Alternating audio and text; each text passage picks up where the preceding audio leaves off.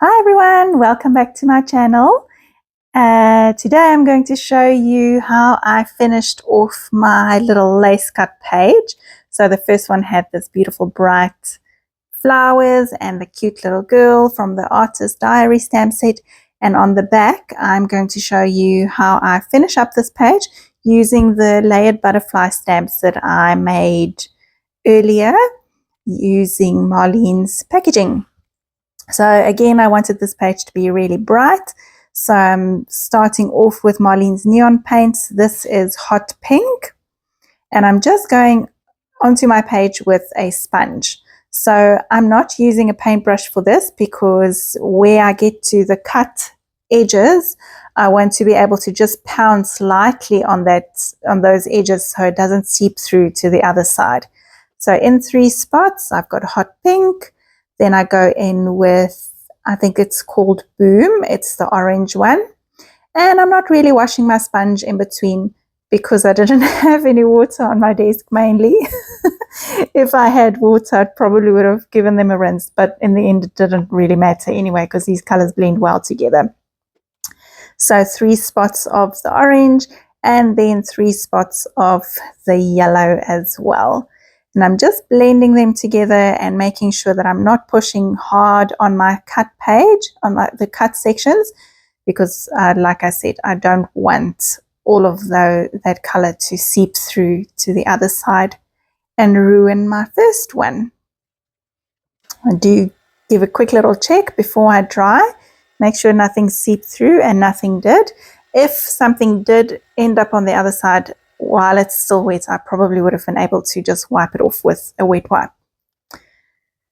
Now that it's dry, I'm going to go in with the Lots of Dots stencil, and I'm just going to put some stenciling where I know I'm going to put my butterflies.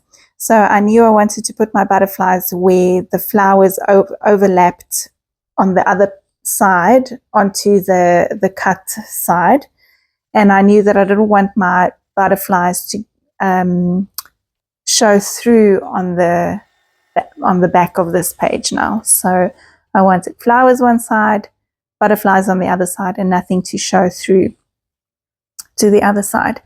Okay, I'm auditioning my butterflies, and I did take a step back because I wasn't quite sure about that. In the end, I decided to drop the 2 big ones and just do tiny ones, and that they fit a little bit better on my page, and the composition felt a little better, but I was not happy with what it looked like anyway. So I did take a little pause and I thought about it for a minute, and then I decided, okay, I'm going to go in with mark making, because I think the problem for me was that those colored patches were too bland.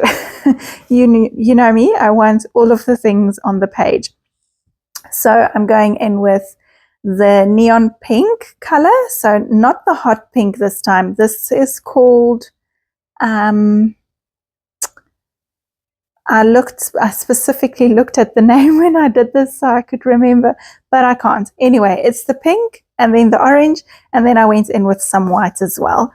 And I'm just blending those mark makings over the top of each other and just adding a little bit more interest to the page. And once I've done this, I felt, okay, that's a little bit better.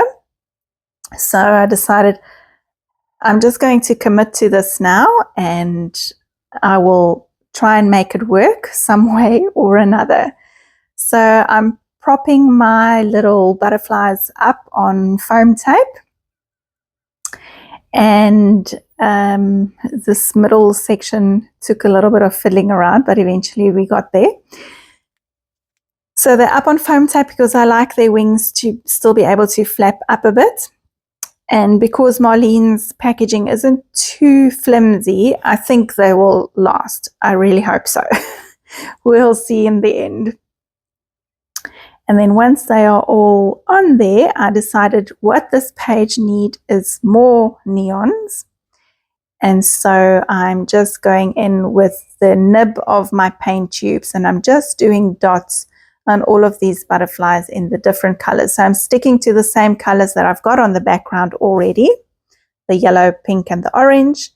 And I'm just adding that little pops of brightness onto the wings, and that really helped to pull it together. And then I'm going in with a little bit of purple just to boost some of the purple on two of the butterflies. So the purple that I'm using there is called Punk, yes, and it's the neon purple from Marlene's range. And that really helped pull it together. Then I thought maybe I'll do a little bit of mark making, but I did not like the way it looked. So while it's wet, I just wiped it off. The great thing about acrylic paints is if your bottom layer is dry and you go over with another layer and you do not like that, you can wipe it away with a wet wipe, because essentially acrylic paints is a type of plastic. So it's easy to wipe up little mistakes, or I don't like calling them mistakes per se, but anyway, you know what I mean. I'm looking for a quote to pop on my page. I knew I wanted a nice bold black one because I am trying to be a little bit more grungy on this page. I really like how neon and black play together and how the contrast of that brightness comes together with the grunginess of black. And I found one that says, art is like a storm that you chase instead of one that you run from.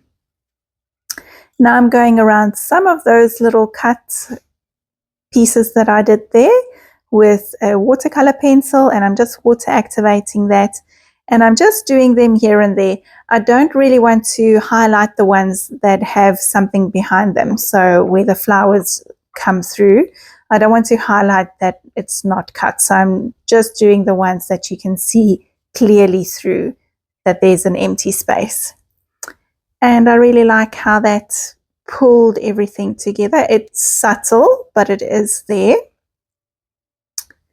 And I thought that that worked well. Well, I think so. Anyway, you can let me know what you think about highlighting those cut edges. Now, a little bit of splatter. If I can recommend one piece of equipment, it's a well-worn fan brush. They make splatters a whole lot more joyful. Very messy also. And a little outline on my quotes.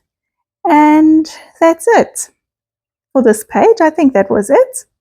Thank you so much for being here. If you have not done so yet, please subscribe to my channel. And I will be back again with another video very soon. Bye.